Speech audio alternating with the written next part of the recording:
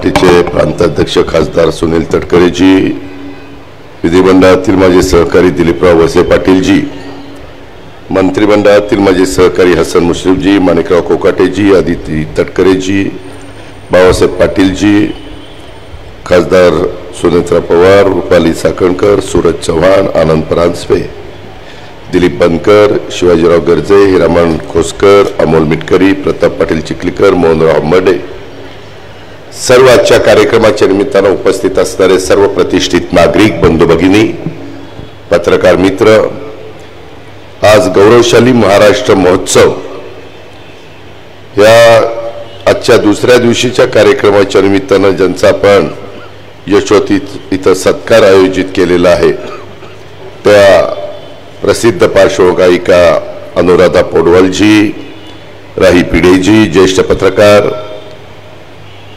प्रख्यात अभिनेत्री सोनाली कुलकर्णीजी, पार्श्वगायिका बेला शेंडेजी, कबड्डीपटू अभिलाषा म्हात्रे पाटीलजी, धावपटू ललिता बाबरजी, नेमबाज राही सरनोबतजी, सर्व आमचे बंधू भगिनी आणि माझ्या नरहरी जिरवाळ, इंद्रनील नाईक, अनिल बाईदास पाटील, सर्व सहकारी मित्रांनो, आज या ऐतिहासिक आणि समृद्ध सांस्कृतिक वारसा लाभलेल्या वरळीच्या जांभोरी मैदानावर पवित्र भूमीवर राष्ट्रवादी काँग्रेस पार्टीच्या तर्फे महाराष्ट्राचा शौर्य, परंपरा आणि सांस्कृतिक वारसा घेऊन सुरू आलेल्या गौरवशाली महाराष्ट्र महोत्सवाच्या निमित्तानं आजच्या दिवसात दुसऱ्या दिवशी देखील आपण जमलेलो आहे.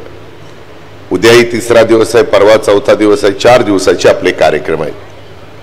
अनेक कार्यक्रम करत असताना संगम कलेचा सन्मान संस्कृतीचा स्वर्गीय यशवंतराव चव्हाण साहेबांनी जो मंगल कलश 65 वर्षापूर्वी आणला आणि तेव्हापासून आजपर्यंत जे जे मुख्यमंत्री झाले त्यांनी काम करत असताना सातत्याने देश पातळीवर महाराष्ट्र कसा पुढे जाईल, महाराष्ट्राचा सर्वांगीण विकास कसा होईल याच बद्दलचा विचार केला आणि तशाच पद्धतीची वाटचाल पण त्यांनी चालू ठेवली. नव महाराष्ट्राचे शिल्पकार म्हणून स्वर्गीय यशवंतराव चव्हाण साहेबांनी आधुनिक महाराष्ट्राचा पाया 65 वर्षापूर्वी रचला आणि त्यांनी या राज्यामध्ये पायाभूत सुविधा उभारल्या. त्याचबरोबर महाराष्ट्राला सांस्कृतिक दृष्ट्या समृद्ध करण्याचं काम केलं. महाराष्ट्राच्या राजकारणाला एक सुसंस्कृत चेहरा हा चव्हाण साहेबांनी दिला आणि चव्हाण साहेबांच्या विचाराचा, विकास कामांचा, सुसंस्कृत राजकारणाचा वारसा पुढे नेण्याचं काम आज या पुढच्या काळात आपल्याला सर्वांना त्या ठिकाणी करायचं आहे.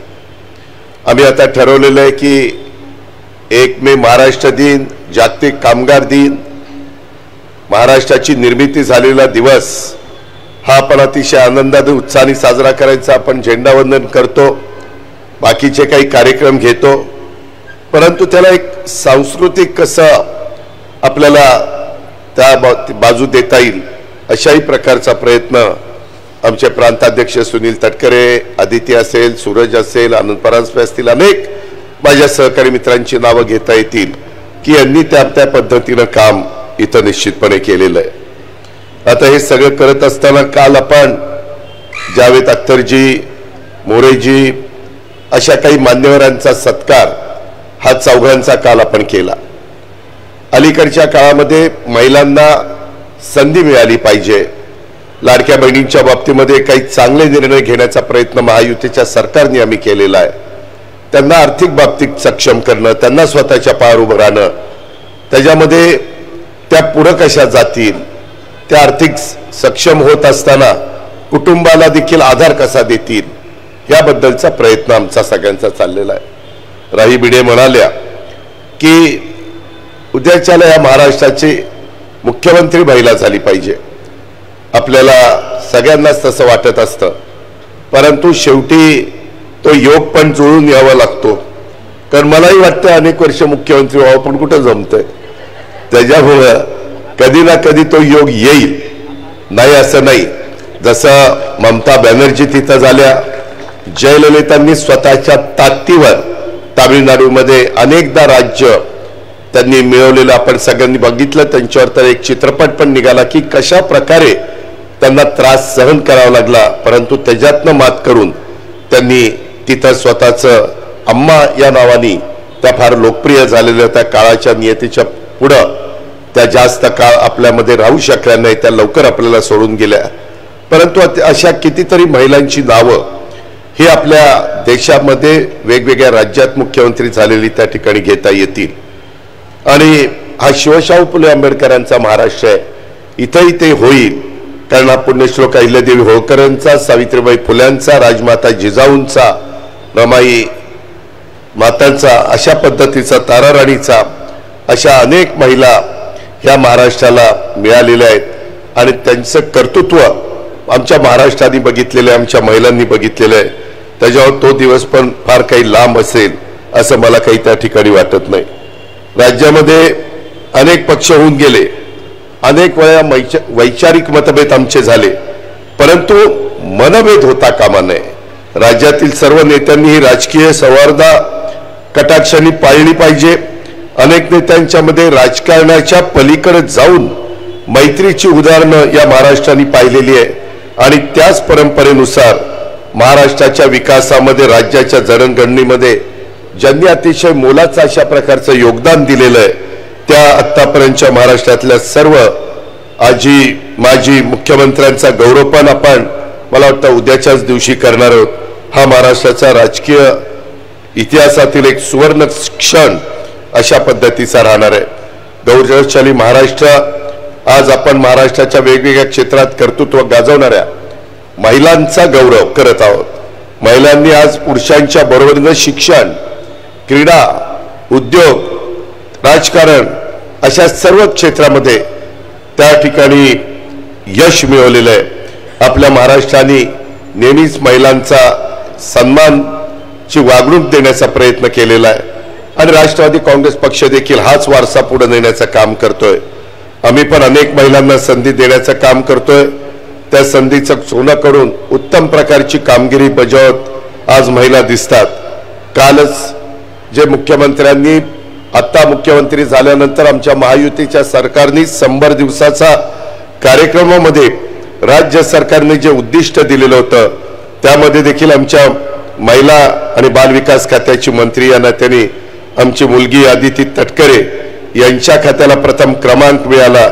महिला कुठं मागे नाही हे त्यांनी आपल्या कार्यातनं दाखवून दिलं. आणि आमची एक एक खाती, माझंही एक खातं, मुख्यमंत्र्यांचं एक खातं आणि उपमुख्यमंत्र्यांचंही एक खातं पार खाली 35च्या आतमध्येच राहिलेले आहेत. त्याच्यामुळे आम्हाला पण आता तिथे जास्त लक्ष द्यावं लागणार आहे.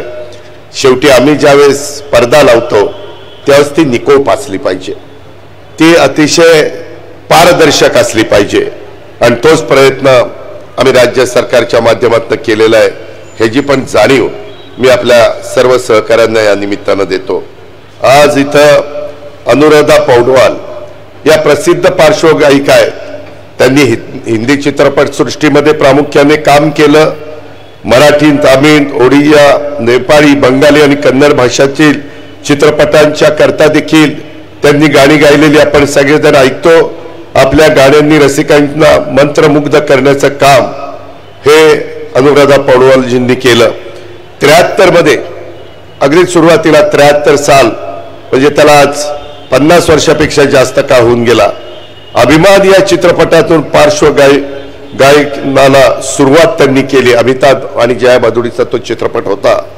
त्यांनी अनेक लोकप्रिय चित्रपटातील गाण्यांना आवाज देण्याचं काम केलं. त्यात दिल है की मानता नहीं, सडक, आशिकी, बेटा आणि तेजा यांचा समावेश होता. असा कितीतरी चित्रपटांची नावं घेता येतील की त्यांनी गायलेल्या अनेक भक्तिगीतांच्या मुळे देखील त्यांची एक खास ओळख ही भारतामध्ये निर्माण झालेली आहे, जगामध्ये निर्माण झालेली आहे. त्यांना अनेक पुरस्कार मिळाले, ज्यात राष्ट्रीय पुरस्कार आणि 4 वेळेला फिल्मफेअर पुरस्कार त्याच्यामध्ये त्यांचा समावेश झालेला आहे. 2017 मध्ये भारत सरकारने त्यांना पद्मश्री पुरस्काराने सन्मानित केलं. त्या आजही संगीत क्षेत्रामध्ये सक्रिय आहेत. त्यांच्या मधुर आवाजांसाठी त्या ओळखल्या जातात. ही बाब आपल्याला कदापि त्या ठिकाणी विसरता येणार नाही. आणि अशा पद्धतीनं हिंदी सह विविध भाषातून त्यांनी केलेल्या गीत गाण्याच्या अनेकांच्या आयुष्यात आनंदी केलं। धक धक करने लगा सारख्या असंख्य लोकप्रिय गाण्यांच्या पासून त्यांनी खूप काही चांगली गाणी आणि सामाजिक क्षेत्रामध्ये देखील त्याचा उल्लेख मगाशी करण्यात आला। निस्पृह भावनेनं त्या योगदान देत आलेले आहेत।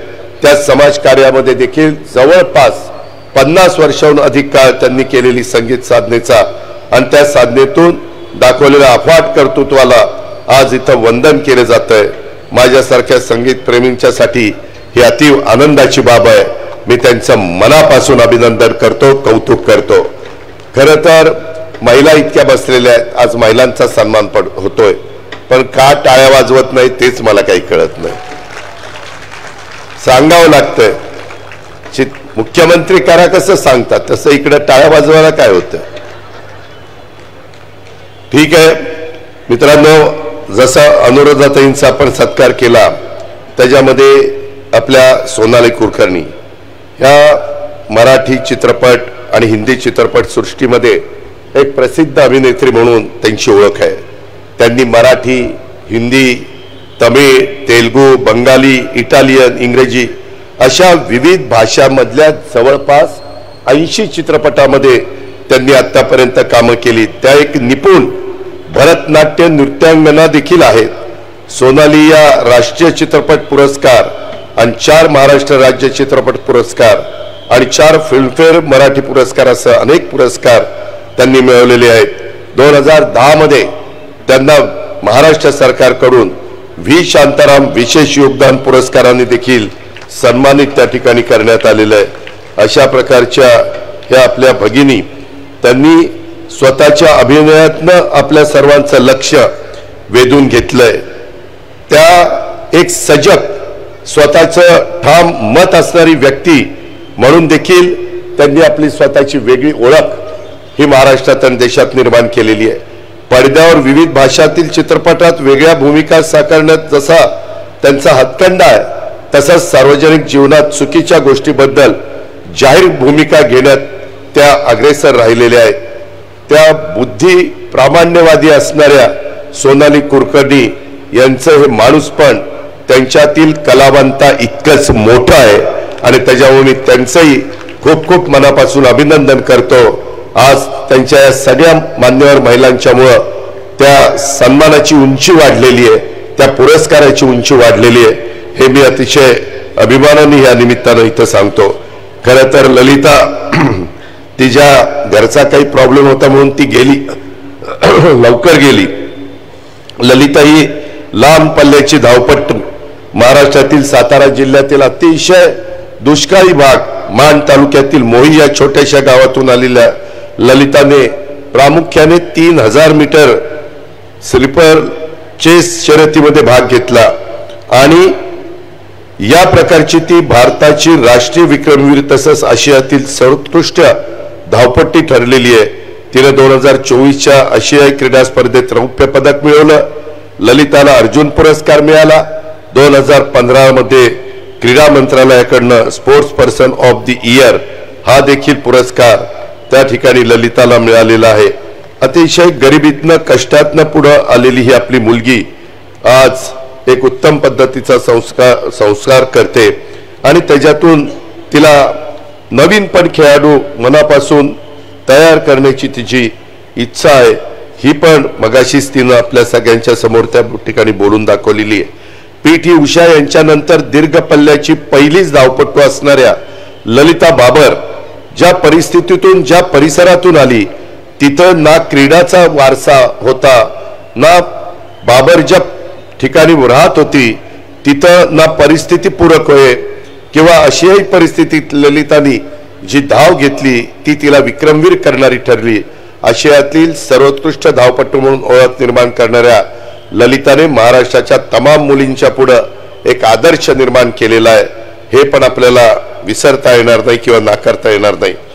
बेला शेंडे या मराठी आणि हिंदी चित्रपटातील प्रसिद्ध पार्श्वगायिका।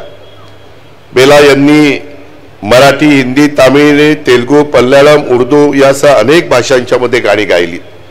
अभी पण मला ही गाणी ऐकायचा आवड आहे।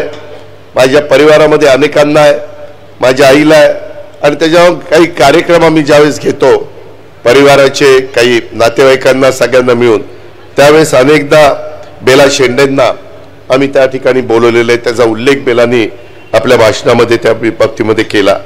त्यांचा आवाज उच्च पटीचा आणि अतिशय भावपूर्ण असा आहे, ज्यामुळे त्यांना लावणीपासून ते शास्त्रीय संगीतापर्यंत विविध प्रकारची गाणी अतिशय सहजतेने त्या गातात. आत्ता देखील बघताना एक लावणी पण त्यांनी बोलले, सांगितली आणि गाणंही त्या ठिकाणी म्हणाल्या. त्यांनी सारेगम सारख्या कार्यक्रमात स्पर्धक म्हणून भाग घेतला आणि नंतर त्याच कार्यक्रमात परीक्षक म्हणून काम करण्याची संधी देखील त्यांना मिळाली. हे पण अतिशय कौतुकास्पद आहे. एक चांगलं झालं, अलीकडच्या काळात वेगवेगळे चॅनल आले. आज आपल्या मुंबईमध्ये देखील महत्वाचे कार्यक्रम, काल पंतप्रधानांनी त्याचं उद्घाटन केलेलं आहे. सिने इंडस्ट्रीला त्याच्यातनं मदत होणार आहे, इतर क्षेत्राला पण त्याच्यातनं मदत होणार आहे, वेगवेगळ्या मीडियाला देखील त्याच्यातनं मदत होणार आहे. परंतु हे सगळं करत असताना त्यामधून अनेक म्हणजे श्रेया घोषाल असेल, बेला शेंडे असेल, खूप मुलामुलींची नावं घेता येतील की त्यांना तिथं एक व्यासपीठ मिळालं आणि त्याच्यातनं त्यांनी उत्तम गायक म्हणून संपूर्ण देशात जगात त्यांची ओळख झालेली आहे. कारण प्रत्येकाच्या अंगात काही ना काही कला असते, काही ना काही गुण असतात. फक्त त्यांना संधी मिळाली तर ते त्या संधीचं सोनं करतात. ते सगळे गुणवान महिला आपल्याला स्टेजवर आज दिसत आहेत आणि इतरही क्षेत्रामध्ये अनेक महिला आपल्याला त्या बाबतीमध्ये पाहायला मिळतात. आज राही सरनोबत हिनं आपण प्रसिद्ध नेमबाज म्हणून तिला ओळखतो. 2008ची राष्ट्रकुल आणि युवा क्रीडा स्पर्धा, 2018ची आशियाई क्रीडा स्पर्धा, 2010ची राष्ट्रकुल क्रीडा स्पर्धा आणि 2021च्या ISSF विश्व चषकात राही सरनोबत हिनं देशाला पदक मिळवून दिलं. तिला अर्जुन पुरस्कारांनी देखील आपण मधल्या काळामध्ये सन्मानित केलेला आहे.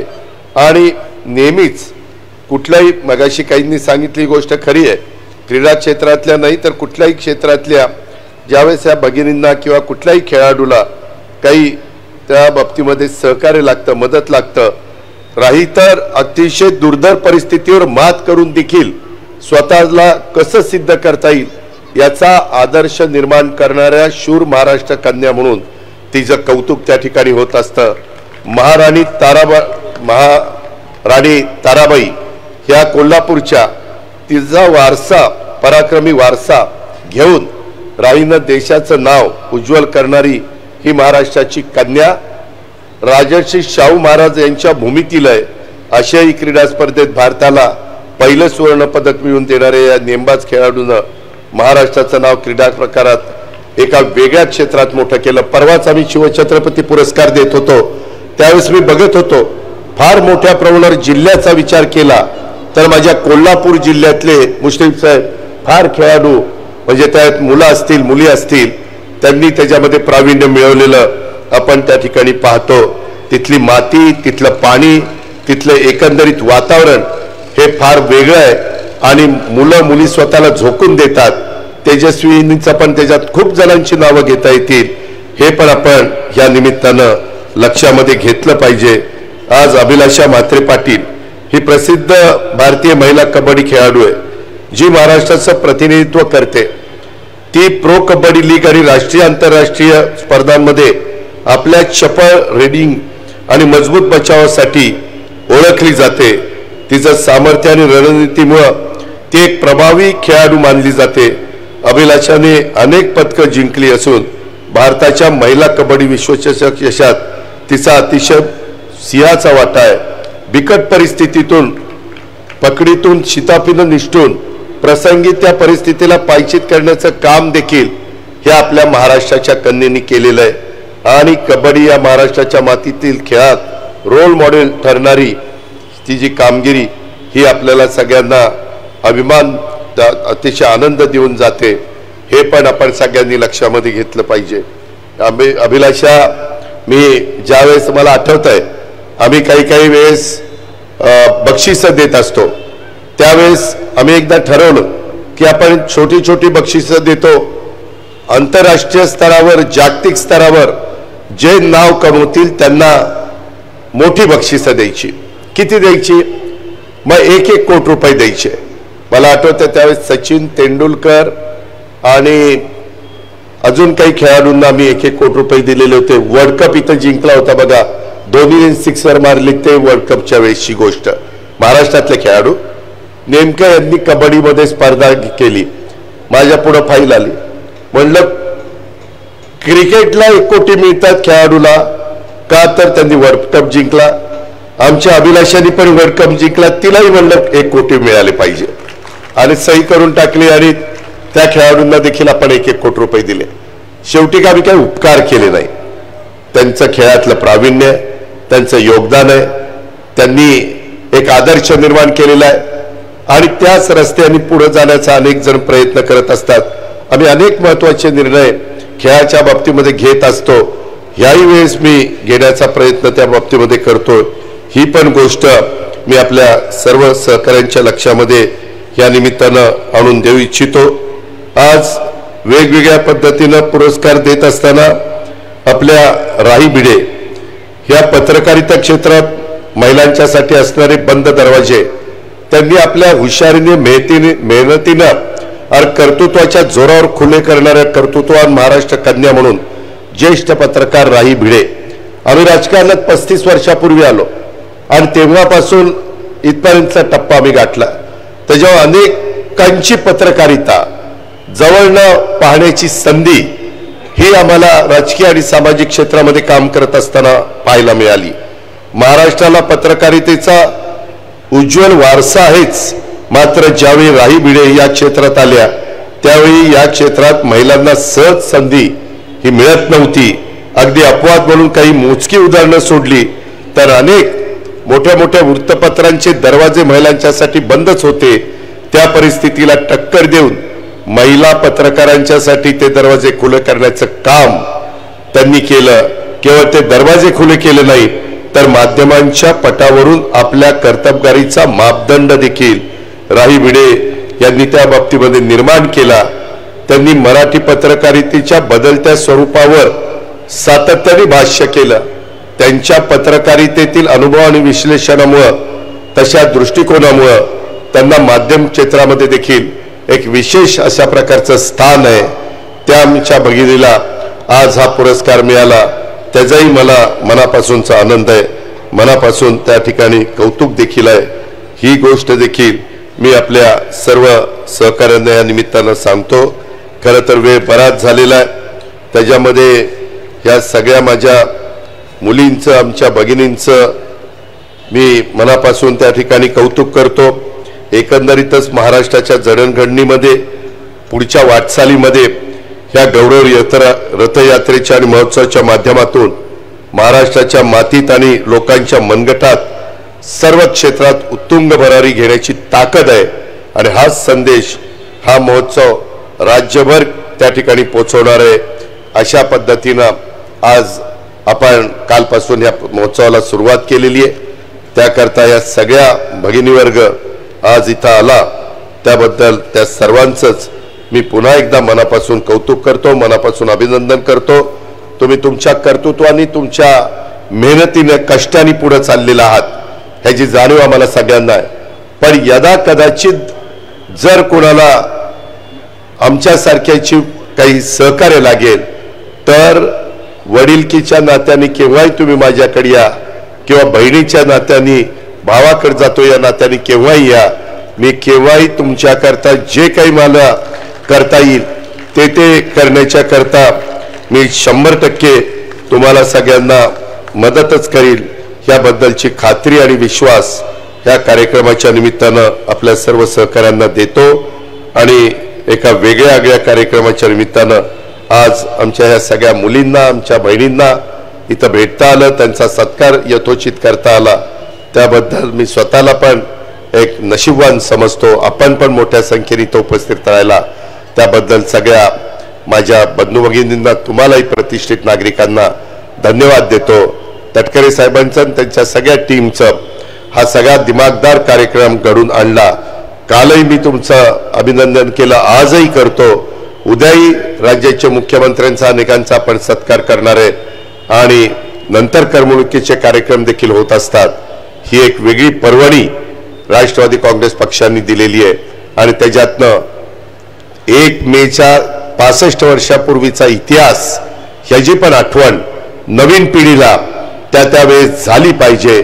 त्याच्यातून त्यांना बरंच काही शिकता आलं पाहिजे, बरंच काही घेता आलं पाहिजे आणि त्यांची पण वाटचाल तितक्याच समर्थपणे पुढे त्या ठिकाणी झाली पाहिजे अशी अपेक्षा व्यक्त करतो आणि आपल्या सगळ्यांची रजा घेतो। जय हिंद, जय महाराष्ट्र, जय राष्ट्रवादी। महाराष्ट्रातील सर्व बातम्यांचे विश्वासार्ह व्यासपीठ सकाळच्या सर्व सोशल मीडिया प्लॅटफॉर्मला लाईक, फॉलो आणि सबस्क्राइब करा। तसंच सर्व नोटिफिकेशनसाठी बेल आयकॉन प्रेस करायला विसरू नका।